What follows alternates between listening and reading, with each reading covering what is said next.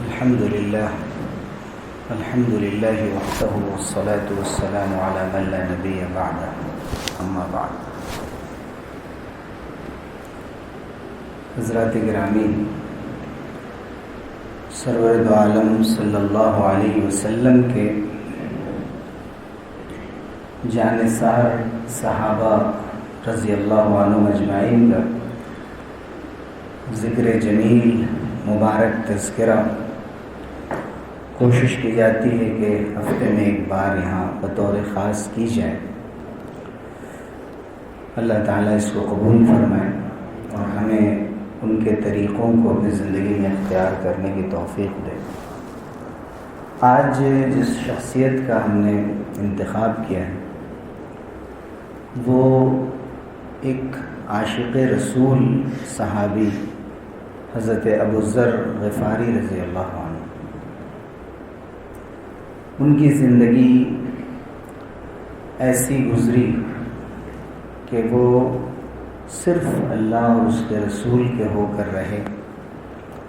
دنیا سے انہوں نے دل ہی نہیں لگایا اور ہر دور میں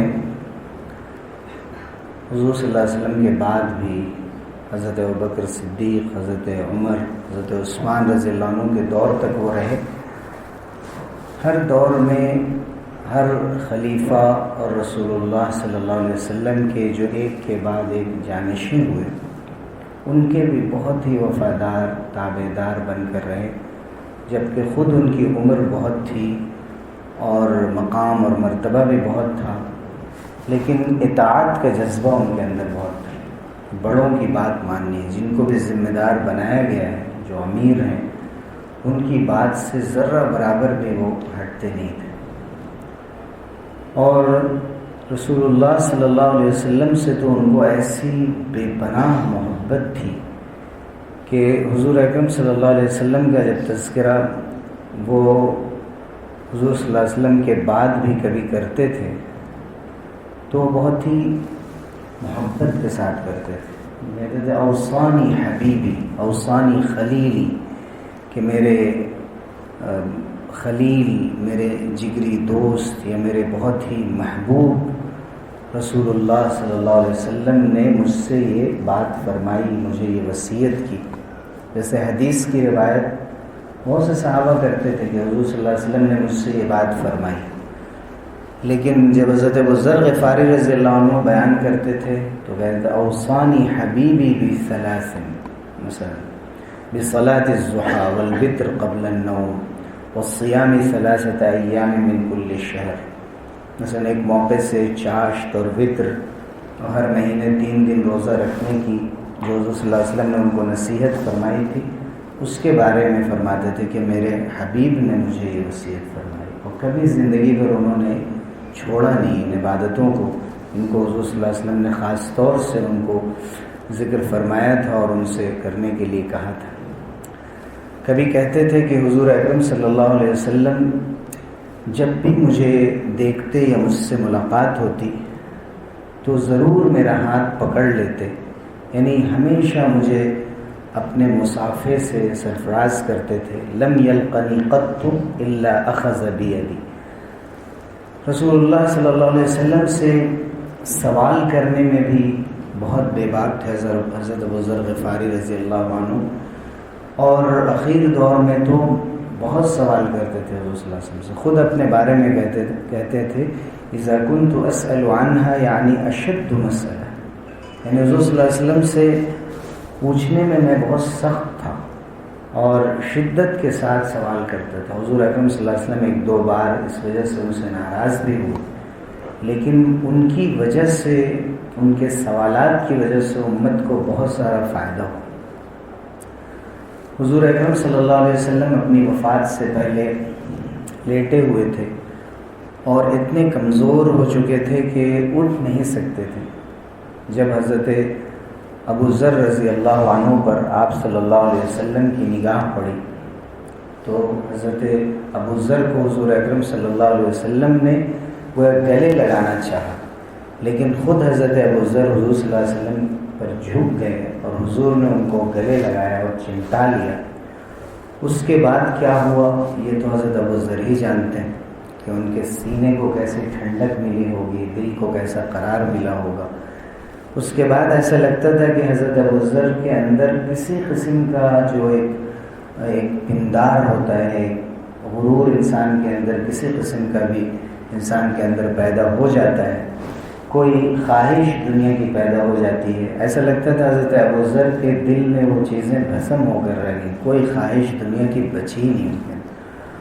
حضرت ابو ذر غفاری رضی اللہ عنہ جو حضور اکرم صلی اللہ علیہ وسلم کے سینے سے کون سا نور ان کے سینے میں منتقل ہوا کہ ہمیشہ وہ دین کے لیے دیوانہ وار حضور اکرم صلی اللہ علیہ وسلم کے بعد بھی ان کا یہ حال رہا کہ کبھی بھی انہوں نے دنیا بنانے کی اور دنیا کو سنوارنے کی کبھی نہیں سوچی، یہاں تک کہ ان کے اندر ایک طرح کی سختی آ گئی تھی۔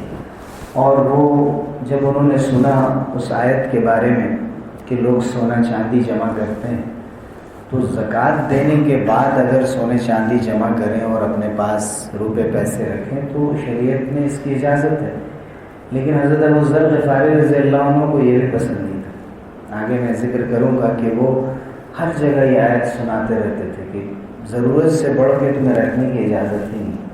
تو ایک طرف ان کی یہ سختی تھی، اور صحابہ میں الگ الگ رنگ ہیں، کوئی بڑے مجاہد ہیں، کوئی بہت بڑے عالم اور فاضل ہیں، اور کوئی عبادت گزاری میں بہت زیادہ بڑھے ہوئے ہیں۔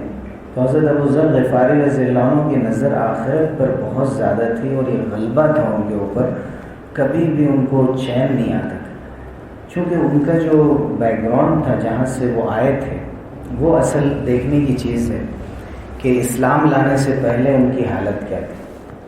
حضرت ابو ذر غفاری رضی اللہ عنہ کا جو ماضی ہے، جو اسلام لانے سے پہلے جو ان کی حالت تھی، وہ غفار قبیلے کے تھے۔ بہت سے لوگ ابو ذر غفاری کہتے ہیں، غفاری لفظ نہیں ہے، یہ غفاری صحیح لفظ ہے، ابو ذر الغفاری، غفار نام ہے قبیلے کا۔ حضور صلی اللہ علیہ وسلم نے اس قبیلے کو دعا بھی دی تھی، غفار غفر اللہ لہا واسلم سالمہ اللہ، غفار کو اللہ معاف کرے اور اسلم کو اللہ تعالیٰ سلامت رکھے۔ یہ دو الگ الگ قبیلوں کے نام تھے۔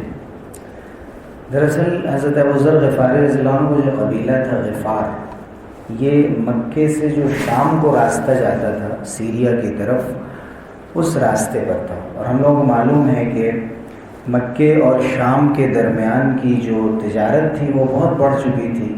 عرب میں جو پیداوار کہیں بھی ہوتی تھی وہ مکے سے شام کی طرف جاتی تھی، شام اور روم سے بہت سے غلے اور چیزیں مکے کی طرف آتی تھی۔ یہاں کا بازار بہت مشہور تھا، حج کے موقع سے جاہلیت کے زمانے میں بھی بڑے بڑے بازار لگتے تھے۔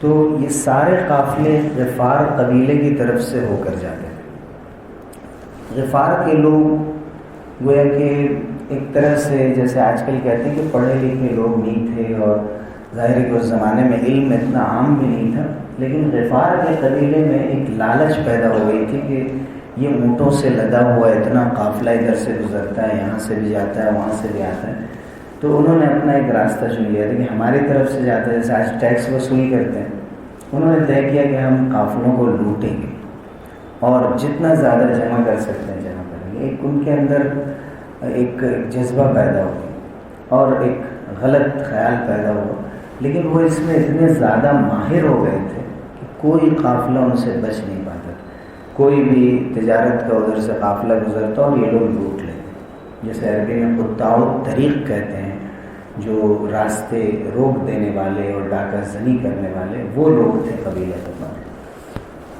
اور حضرت ابو ذر غفاری رضی اللہ عنہ ان میں سب سے زیادہ ماہر سمجھے جاتے تھے، یعنی ان کو اتنی مہارت حاصل تھی کہ بچے بلک رہے ہوں، مائیں تڑپ رہی ہوں، کچھ بھی ہو، کسی چیز کی پرواہ نہیں، قافلوں کو لوٹتے تھے، مال جمع کرتے تھے، اپنے قبیلے میں لاتے تھے۔ یہ بہت بہادری کی بات سمجھی جاتی تھی، لیکن ضمیر انسان کی ایسی چیز اللہ نے رکھی کہ جب وہ جاگ جائے تو پھر ایک حق کا راستہ تلاش کرنے لگتا ہے، اور جو جتنا زیادہ دور چلا جاتا ہے اور آگے بڑھ جاتا ہے، وہی جب پلٹتا ہے تو پھر اس کے پاس پھر کوئی لالچ اور حرص نہیں ہے۔ تو حضرت ابو ذر غفاری رضی اللہ عنہ کو یہی حال تھا تو بے چین ہو گئے ایک موقع سے، چونکہ ہر طرف یہ تھا کہ ابو ذر اگر اس قافلے کو لوٹ سکتے ہو تو تم ہی لوٹ سکتے ہو. اور کبھی تو وہ اکیلے نکل جاتے تھے، اور اکیلے گھوڑے پر سوار ہو جانا اور تلوار چلانا اور تیر سے مارنا اور لوگوں کو بڑے بڑے قافلے کو اکیلے لوٹ لینا ان کے لیے آسان تھا. تو نام بھی بہت، چرچا بھی بہت، جیسی سوسائٹی ویسے ہی نام ہوتا ہے. تو حضور اکرم صلی اللہ علیہ وسلم سے جب حضرت ابو ذر کے آگے ملاقات ہوئی تھی اور سنا کہ غفار کے قبیلے سے ہیں، تو روایت میں ہے کہ حضور صلی اللہ علیہ وسلم نے ذرا اپنی پیشانی کی طرف ایسے نظر جھکا لی تھی، گویا کہ جھک کر دیکھ رہے تھے کہ غفار کا آدمی ہے. غفار کے لوگ تو بہت بگڑے ہوئے ہوتے ہیں، تو ذرا ان کے بارے میں کوئی اچھا تاثر نہیں تھا. تو الگ الگ لوگوں نے لکھی کہ حضور صلی اللہ علیہ وسلم نے نظر کیوں جھکائی تھی، اس کی وجہ کیا تھی، لیکن کوئی نہ کوئی وجہ تھی. وہ قبیلے کا نام سن کر جو ایک غلط تاثر تھا اس کے بارے میں، حضور صلی اللہ علیہ وسلم نے بھی اس کا اظہار کیا تھا. لیکن حضرت ابو ذر غفاری رضی اللہ عنہ کے اندر یہ جذبہ پیدا ہوا کہ میں نے سنا ہے کہ کوئی صاحب مکے میں حق کی دعوت دیتے ہیں، ان کے پاس جانا اور ان سے ملنا. اور اس سے پہلے وہ اپنے ماموں کے گھر کسی کام سے گئے تھے. وہ ان کو ذرا مانتے تھے، چاہتے تھے، لیکن اتنے دلیر تھے، خوددار تھے کہ ماموں کے یہاں کوئی بات ہو گئی. ان کے بھائی انیس تھے، یہ دونوں ان کے گھر میں رہتے تھے. تو انیس اپنے گھر کی طرح رہنے لگے وہاں. ماموں کے گھر میں لوگوں کو یہ بات پسند نہیں آئی. تو حضرت ابو ذر سے ایک دن ماموں نے یہ کہہ دیا کہ تم اپنے بھائی انیس کو ذرا سمجھاؤ کہ یہاں پر ایک ادب وقار کے ساتھ رہیں. حضرت ابو ذر کو بات بری لگ گئی. وہ تو دلیر انسان تھے، کسی کے قبضے میں آتے نہیں تھے. انہوں نے کہا کہ آپ کیا نہیں رہنا مجھے. دونوں بھائی وہاں سے نکل گئے. اور اس کے بعد حضرت انیس جو ان کے بھائی تھے، ایک دن حضرت ابو ذر نے ان سے کہا کہ تم بڑے شاعر بھی ہو، سمجھدار ہو، میں نے سنا ہے کہ کوئی صاحب نکلے ہیں اور بڑی کام کی باتیں کرتے ہیں. اگر شاعری ہے، وہ جو کلام پڑھ کر سناتے ہیں، اگر وہ شاعری تم سمجھ جاؤ گے، اور اگر کچھ اور ہے تو وہ بھی تم سمجھ سکتے، تم پڑھے لکھے آدمی. تو اس لیے حضرت ابو ذر نے ان کو بھیجا تھا کہ مکے میں جا کر دیکھو. تو جب یہ پہنچے، انیس جو ان کے بھائی تھے، تو دور سے انہوں نے دیکھا، بالکل ابتدا کی بات ہے، شروع. تو آ کر جب حضرت ابو ذر کے پاس واپس آئے تو انہوں نے پوچھا کہ کیسا پایا آپ نے؟ تو کہا کہ ہاں، حق کی بات بتاتے ہیں، بھلائی کا حکم دیتے ہیں، برائی سے روکتے ہیں. اور آپ کا جو طریقہ ہے، جو حضرت ابو ذر غفاری نے اپنے طور پہ نماز کا ایک طریقہ ایجاد کر لیا تھا. میں کہا کہ جب انسان کا جرم بہت بڑھ جاتا ہے تو سوچتا ہے کہ کچھ کریں. جیسے انہوں نے بتوں کی کبھی عبادت نہیں کی تھی، جاہلی اپنی پوجا نہیں کی تھی دیوی دیوتا کی جیسے اور لوگ کرتے تھے. تو فطرت ان کی اچھی تھی. تو اسی لیے وہ عشاء کے وقت میں، رات کے وقت میں ایک نماز پڑھتے تھے. وہ کیسی نماز ہوتی تھی اس کے بعد میں انہوں نے روایت میں بتایا کہ میں ایک نماز پڑھتا تھا، اور عشاء کا لفظ بھی اس کے اندر. تو رات بھر کھڑے رہتے تھے. کہتے ہیں میں اتنی دیر کھڑا رہتا تھا کہ سورج نکل جاتا تھا اور میں کھڑا رہتا تھا اللہ کے سامنے. اور دور سے دیکھنے والے یہ سمجھتے تھے کہ کوئی کپڑا ایسے ہی پڑا ہوا ہے. یقین نہیں آتا تھا کسی کو کوئی آدمی اتنی دیر کھڑا رہ سکتا. تو حضرت انیس نے آ کر کہا کہ آپ جو عبادت کرتے ہیں، آپ کی باتیں بتاتے ہیں، اسی طرح کی کوئی بات ہے. تو حضرت ابو ذر نے فرمایا کہ تم نے جو میرا مقصد تھا وہ پورا نہیں کیا، اور یہ تھوڑی سی بات لے کر آئے ہو، یہ میرے لیے کافی نہیں. انہوں نے طے کیا کہ میں خود جاؤں گا. اور حضرت ابو ذر غفاری رضی اللہ عنہ خود مکہ مکرمہ آ گئے. اور ابھی 3-4 ہی لوگ مسلمان تھے، اس سے زیادہ لوگ مسلمان نہیں. اور خانہ کعبہ کے قریب آ کر پڑھ گئے. ایک اجنبی کی طرح سے لوگ ان کو دیکھتے تو سمجھتے کہ کوئی صاحب ہوں گے. لیکن ایک دن انہوں نے ہمت کر کے ایک آدمی سے پوچھ لیا کہ بھئی وہ جو ایک بے دین سا آدمی نکلا ہے تمہارے یہاں، محمد ان کو کہتے ہیں، صابی کہتے تھے، چونکہ وہ سمجھتے تھے کہ ہمارا جو آباء و اجداد کا دین ہے وہی دین صحیح ہے، اور اب جو محمد جو نیا دین لے کر آئے ہیں یہ بے دینی ہے. تو وہ صابی کہتے تھے کہ جو ہمارے باپ دادا کے دین سے نکلا ہوا ہے. تو کہا کہ یہ جو صابی تمہارے یہاں نکلا ہے وہ کہاں ہے، میں ان سے ملنا چاہتا ہوں. لیکن انہوں نے کچھ ایسے الفاظ استعمال کیے کہ جس سے پوچھا تھا اس نے سمجھ لیا کہ یہ محمد صلی اللہ علیہ وسلم کا معتقد ہے اور ان کا مخالف نہیں ہے. بس سمجھنا تھا کہ اس نے آواز لگا دی کہ یہ کوئی آیا ہے محمد پر ایمان لانے کے لیے. وہ سب نے مل کر حضرت ابو ذر غفاری رضی اللہ عنہ کو اتنا مارا کہ ان کو لہو لہان کر دیا. اور حضرت ابو ذر غفاری رضی اللہ عنہ پڑے ہوئے تھے زمزم. اچھا زمزم اس طرح سے تو نہیں ہوتا تھا جیسے آج رکھا ہوا ہوتا ہے اور ٹھنڈا بھی اور گرم بھی اور لوگ آرام سے لے لیتے ہیں نارمل بھی، بلکہ وہ کنویں سے نکالنا پڑتا تھا. تو حضرت ابو ذر مستقل کنویں سے پانی نکالتے اور زمزم پہ گزارا کرتے تھے. 30 دن تقریباً وہ اسی طرح رہے اور تلاش میں رہتے تھے کہ وہ محمد کہیں نظر آ جائیں اور میں ان سے جا ملوں. اور ان کی نظر ہی نہیں پڑتی تھی، پہچانتے نہیں تھے، کسی سے پوچھیں تو یہ نوبت آتی تھی. تو ایک دن حضرت علی رضی اللہ عنہ سے اتفاقاً ان کی ملاقات ہو گئی. تو انہوں نے جبکہ سے بتایا کہ میرا مقصد یہ ہے اور میں اس لیے آیا ہوں. تو حضرت علی رضی اللہ عنہ نے ان سے فرمایا کہ لگتا ہے تمہیں ابھی اپنی منزل نہیں ملی ہے. دوسرے دن پھر ملاقات ہوئی تو کہا کہ اپنی منزل نہیں ملی ہے، یعنی جن سے ملنا چاہتے ہیں ملاقات نہیں ہو رہی، چلو میرے پیچھے آؤ. اور راستے میں اگر میں کہیں پر دیکھوں گا کہ کوئی ایسی چیز ہے جس سے ہم دونوں کو تکلیف پہنچ سکتی ہے، کوئی ہمارا دشمن آ رہا ہے، تو میں جھک جاؤں گا. جیسے کہ جوتا ٹوٹ جائے تو آدمی جوتا ٹھیک کرتا ہے یا ضرورت کے لیے بیٹھ جاتا ہے، تو میں ایسا ایک کروں گا دکھانے کے لیے. تم ظاہر مت ہونے دینا، میرے پیچھے چھپ جانا. بالکل 4-5 لوگ سے مسلمان تھے، باقی سب دشمن تھے. تو اس وقت حضرت ابو ذر غفاری رضی اللہ عنہ نے ایسا ہی کیا. اور اس طرح حضرت علی رضی اللہ عنہ کے ذریعے وہ حضور اکرم صلی اللہ علیہ وسلم سے ملے اور آپ نے اسلام قبول کیا. حضور صلی اللہ علیہ وسلم نے فرمایا تھا کہ تم اسلام کو چھپائے رکھنا اور غفار کے قبیلے میں دھیرے دھیرے اسلام کی اشاعت کرنا اور بعد میں پھر. لیکن ان سے برداشت نہیں ہوا، وہ گئے اور خانہ کعبہ میں آواز لگائی. پھر حضرت عباس نے ان کو بچایا، لوگوں نے پھر مارا. دوسرے دن تیسرے دن، یعنی ایسے الفاظ آئے ہیں حدیث میں کہ لہو لہان ہو جاتے تھے. زمزم کے پانی سے آ کے اپنا خون صاف کرتے، اس کے بعد پھر جا کر اللہ کا کلمہ بلند کرتے. اور وہ پہلے انہوں نے اپنے گھر والوں کو دعوت دی اور پھر دھیرے دھیرے اسلام کی دعوت آگے بڑھی. تو حضرت ابو ذر غفاری رضی اللہ عنہ وہ شخص ہیں کہ جن کا یہ پس منظر تھا. دوسری طرف جب وہ آتے ہیں آگے تو اسلام کے لیے قربانی دینے کو سب سے آگے بڑھتے ہیں. ان کا نام روایت میں ہے جندب بن جنادہ، یعنی ابو ذر تو ان کی کنیت ہے، جندب بن جنادہ ان کا نام بتایا جاتا ہے. حضرت ابو ذر غفاری رضی اللہ عنہ سونلے رنگ کے تھے، بڑے لمبے تھے لیکن بہت ہی کمزور سے نظر آتے تھے. حضرت ابو ذر غفاری رضی اللہ عنہ حضور اکرم صلی اللہ علیہ وسلم سے جب ان کی ملاقات ہو گئی تو اس کے بعد حضور اکرم صلی اللہ علیہ وسلم کی تربیت میں رہنے لگے. آپ صلی اللہ علیہ وسلم کی خدمت بھی کرتے اور ان کو ایک اور فضیلت حاصل تھی کہ وہ رسول اللہ صلی اللہ علیہ وسلم کے ردیف بھی بنتے تھے. ردیف کے معنی ہوتے ہیں جو سواری پر پیچھے بیٹھتا ہے. اور تمام صحابہ کو یہ فضیلت حاصل نہیں تھی. چند صحابہ کا نام آتا ہے جن میں حضرت ابو ذر غفاری رضی اللہ عنہ کا بھی، کہ وہ حضور صلی اللہ علیہ وسلم کے پیچھے سواری پر بیٹھتے تھے اور حضور ان سے بات کرتے ہوئے جاتے تھے. حضرت ابو ذر غفاری رضی اللہ عنہ کے اندر میں نے جیسا کہ عرض کیا کہ پوچھنے کا جذبہ بہت تھا. حضرت ابو ذر فرماتے ہیں کہ رسول اللہ صلی اللہ علیہ وسلم نے جو کچھ بھی حضرت جبرائیل اور میکائیل نے ان کے دل میں ڈالا، حضور صلی اللہ علیہ وسلم نے میرے سینے میں بھی اس کو منتقل کر دیا کہ میں اتنا کچھ ان سے پوچھتا تھا اور معلوم کرتا تھا.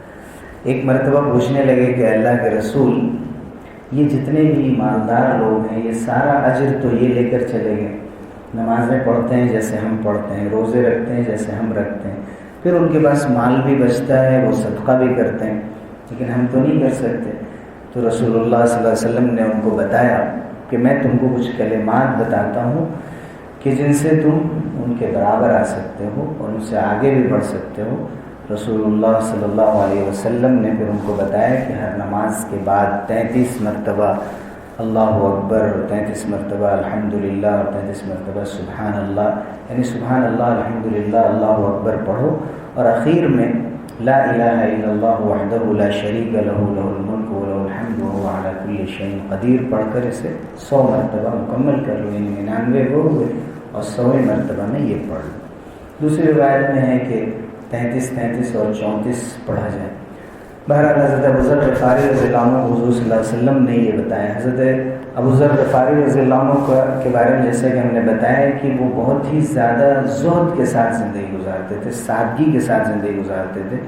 کہتے تھے کہ جب لوگوں نے ان سے کہا کہ جیسے حضرت طلحہ نے اور حضرت زبیر نے بہت سی زمین خریدی ہے، ان کے پاس گھر ہیں، تو آپ ایسا کیوں نہیں کرتے؟ تو انہوں نے کہا کہ ما اصنع بان اکون امیر، میں امیر بن کر کیا کروں گا؟ میرے لیے تو ایک گھونٹ پانی کافی ہے، ذرا سا دودھ کافی ہے، اور ایک ہفتے میں اگر گیہوں کی چند بوریاں مل جائیں تو میرے لیے کافی ہے. حضرت ابوذر غفاری رضی اللہ عنہ کہتے ہیں کہ حضور صلی اللہ علیہ وسلم کے زمانے میں صرف چند صاع، جو ہے اس زمانے کا ایک وزن ہوتا تھا، کھجوریں میں اپنے پاس رکھتا تھا، اور اس سے زیادہ میں نے کبھی اپنے پاس جمع نہیں ہونے دیا. حضرت ابوذر غفاری رضی اللہ عنہ رسول اللہ صلی اللہ علیہ وسلم جب تبوک تشریف لے گئے اور حضرت ابوذر کی سواری ذرا کمزور تھی، کافی دیر سے وہ پہنچے، تو حضور صلی اللہ علیہ وسلم کو فکر بھی تھی کہ ابوذر کہاں رہ گئے، چونکہ تبوک میں بڑا امتحان تھا کہ منافق اور مومن کا بڑا امتحان تھا. تو اس موقع سے حضرت ابوذر غفاری رضی اللہ عنہ کی بہت فکر تھی. حضور صلی اللہ علیہ وسلم کو دیکھا دور سے کوئی شخص چلا آ رہا ہے، حضور نے فرمایا کہ ضرور ابوذر ہوں گے. جب لوگوں نے غور سے دیکھا تو کہا یا رسول اللہ یہ ابوذر ہیں. تو رسول اللہ صلی اللہ علیہ وسلم نے فرمایا کہ اللہ تعالیٰ ابوذر پر رحم کرے، یہ تنہا چلتا ہے اور تنہا اس کا انتقال ہوگا اور تنہا یہ اٹھایا جائے. یمشی وحدہ ویموت وحدہ ویبعث وحدہ. حضرت ابوذر غفاری رضی اللہ عنہ نے حضور صلی اللہ علیہ وسلم سے مختلف موقعوں سے اور بھی سوال کیے، لیکن خاص ان کا جو یہ موقف کہ ایک تو شروع میں انہوں نے حضرت بلال رضی اللہ عنہ کو یہ کہہ دیا تھا کہ تم ایک باندی اور غلام کے بیٹے ہو. اور حضرت بلال رضی اللہ عنہ نے جب حضور صلی اللہ علیہ وسلم سے شکایت کی تو حضور صلی اللہ علیہ وسلم کو بلایا اور کہا کہ انک امرؤ فیک جاہلیہ، ابوذر ابھی بھی تمہارے اندر تھوڑی جاہلیت کے کچھ اثرات رہ گئے ہیں. جیسے آج کل کہتے ہیں کہ تمہارے اندر جو ہے ان پڑھ ہونے کا یا بیکورڈ ہونے کا کچھ نہ کچھ اثر رہ گیا ہے. تو حضور صلی اللہ علیہ وسلم نے ان کو جب آر دلایا اور بتایا کہ یہ غلط ہے، تو حضور صلی اللہ علیہ وسلم سے انہوں نے کہا کہ اللہ کے رسول اب میں اتنی عمر کا ہو گیا ہوں تب بھی میرے اندر یہ خرابی ہے. تو حضور صلی اللہ علیہ وسلم نے فرمایا کہ ابھی بھی تمہارے اندر یہ خرابی. تو حضرت بلال رضی اللہ عنہ سے حضرت ابوذر غفاری رضی اللہ عنہ نے معافی مانگی اور کبھی بھی پھر پلٹ کر ان سے اس قسم کی غلطی نہیں ہوئی. لیکن یہ مسئلہ کہ سونے چاندی کو جمع کرنے کے سلسلے میں ان کی رائے بالکل برخلاف، زکوٰۃ دینے کے بعد بھی نہیں رکھ سکتے. حضرت معاویہ رضی اللہ عنہ شام میں امیر تھے اس وقت، اور ان کو بہت گرا گزرتا تھا کہ وہ گلی گلی یہ آواز لگاتے پھرتے تھے اور سورہ توبہ کی آیت نمبر 34 پڑھتے تھے کہ والذین یکنزون الذهب والفضة ولا ينفقونها في سبیل اللہ. یہ جو لوگ بھی سونا چاندی جمع کرتے ہیں اللہ کے راستے میں خرچ نہیں کرتے، ان کو دردناک عذاب کی خوشخبری سنا دو اور ان کو تپا کر گرم سونے چاندی سے ان کو سینکا جائے گا اور عذاب دی جائے گی. تو یہ حضرت ابوذر غفاری رضی اللہ عنہ چاروں طرف سناتے رہتے تھے. تو حضرت معاویہ رضی اللہ عنہ نے حضرت عثمان رضی اللہ عنہ جو خلیفہ تھے ان کو خط لکھا کہ ابوذر کو اس کے لیے منع کیا جائے، کیونکہ زکوٰۃ دینے کے بعد انسان اپنے پیسے جمع کر سکتا ہے. تو حضرت عثمان رضی اللہ عنہ نے ان کو مدینے بلا لیا اور ان کو سمجھایا، لیکن حضرت ابوذر غفاری رضی اللہ عنہ کی وہی رائے تھی اور اسی پر قائم رہے. بعض لوگ کہتے ہیں کہ حضرت عثمان رضی اللہ عنہ نے ان کو مشورہ دیا، بعض روایت میں کہ ایسا نہیں، بلکہ ابوذر کو یہ برداشت نہیں تھا کہ مدینے میں بھیڑ بھاڑ اور اتنے سارے لوگ آئیں تو میں یکسوئی کے ساتھ عبادت کر سکوں، اس لیے مدینے سے باہر ربضہ ایک مقام تھا. حضور صلی اللہ علیہ وسلم نے جو فرمایا تھا کہ وہ تنہا چلیں گے اور تنہا ان کا انتقال ہوگا، تو عثمان کے دور میں وہ ربضہ کے مقام پر چلے گئے تھے اور وہیں حضرت ابوذر غفاری رضی اللہ عنہ کا انتقال ہوا. اور حضور اکرم صلی اللہ علیہ وسلم کے جانثار صحابہ نے بڑا ان کا اکرام کیا. حضرت عبداللہ ابن مسعود رضی اللہ عنہ نے ان کی نماز جنازہ پڑھائی، ان کو قبر میں اتارا.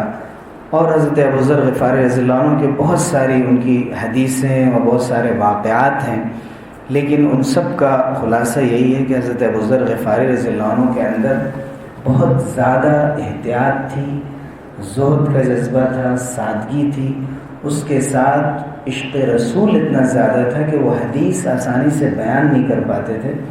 بیت المقدس میں جب ایک مرتبہ وہ روایت کرنا چاہ رہے تھے، بار بار کہتے تھے حدثنی ابو القاسم صلی اللہ علیہ وسلم، اور پھر رونے لگتے تھے اور رک جاتے تھے، پھر کہتے تھے حدثنی ابو القاسم، پھر رک جاتے۔ بہت مشکل سے جا کر انہوں نے وہ حدیث روایت کی۔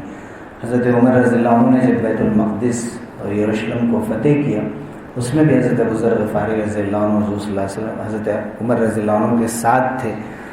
حضرت ابو ذر غفاری رضی اللہ عنہ سن 32 ہجری میں ان کی وفات ہوئی، اور صحابہ نے بہت رنج و غم کا مظاہرہ کیا، اظہار کیا حضرت ابو ذر کے انتقال پر۔ اس پر مولانا مناظر حسن گیلانی رحمۃ اللہ علیہ، جو عثمانی یونیورسٹی کے اسلامیات کے بڑے پروفیسر تھے، انہوں نے حضرت ابو ذر غفاری کی سیرت پہ کتاب لکھی ہے۔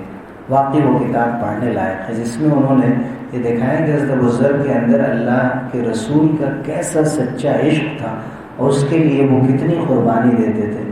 حضرت عثمان رضی اللہ عنہ نے ان کو ربضہ بھیجا، یا جس نے بھی بھیجا، کبھی بھی لوگوں نے کہا کہ عثمان نے تم کو سزا دی ہے اور تم آ جاؤ ہمارے پاس، ہم تمہارا اکرام کریں گے۔ انہوں نے کہا میں نے حضور سے سنا ہے کہ اگر حبشی غلام بھی تمہارا امیر بنا دیا جائے تو اس کی اطاعت کریں، تو میں تو ہمیشہ امیر کی اطاعت کروں گا، اس سے باہر کبھی نہیں جا سکتا۔ تو حضرت ابو ذر غفاری رضی اللہ عنہ کی زندگی میں ہمارے لیے جو نمونے ہیں، ان میں سب سے پہلا نمونہ حق کی تلاش، اور یہ کہ کبھی بھی انسان کی زندگی میں تبدیلی آ سکتی ہے۔ انسان بڑے سے بڑا مجرم ہو، اس کو کبھی مایوس نہیں ہونا چاہیے، اور حق کی تلاش میں اگر اس کا دل اچھا ہے، فطرت اچھی ہے، تو اللہ تعالیٰ اسے کام لے لیتے ہیں اور اس کو راہ پر لگا دیتے ہیں۔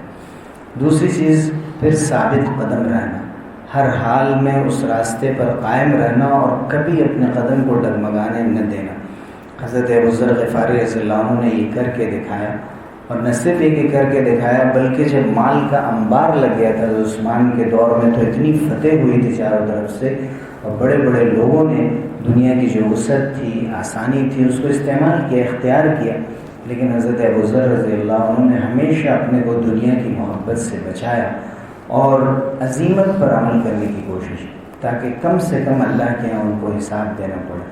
حضرت ابو ذر غفاری رضی اللہ عنہ کا تیسرا سبق حضور صلی اللہ علیہ وسلم کا احترام، یعنی صرف محبت نہیں، کبھی محبت میں انسان غلو کر جاتا ہے، احترام کا خیال نہیں رہتا اپنی زبان سے، اپنے عمل سے۔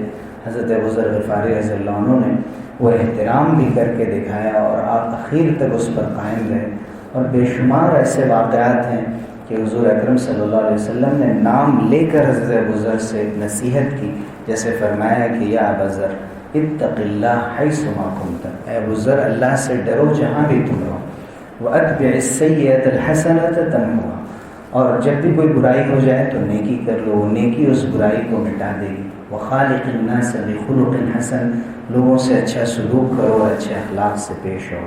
تو یہ چند گوشے تھے حضرت ابو ذر غفاری رضی اللہ عنہ کے، اور حق یہ ہے کہ ان کا تذکرہ بار بار کیا جائے، اور حضرت ابو ذر غفاری رضی اللہ عنہ کے جو آخرت کا خوف تھا اور دنیا سے ان کی جو محبت میں کمی تھی، اس کو بیان کیا جائے اور اس سے سبق لیا جائے۔ اللہ تعالی ہم سب لوگوں کو اس کی توفیق دے، آمین۔ وآخر دعوانا